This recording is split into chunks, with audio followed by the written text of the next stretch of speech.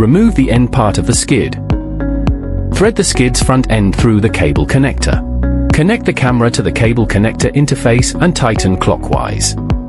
Secure the skid's front clamp onto the camera housing. Fasten the rear cover until waterproof gasket is fully compressed.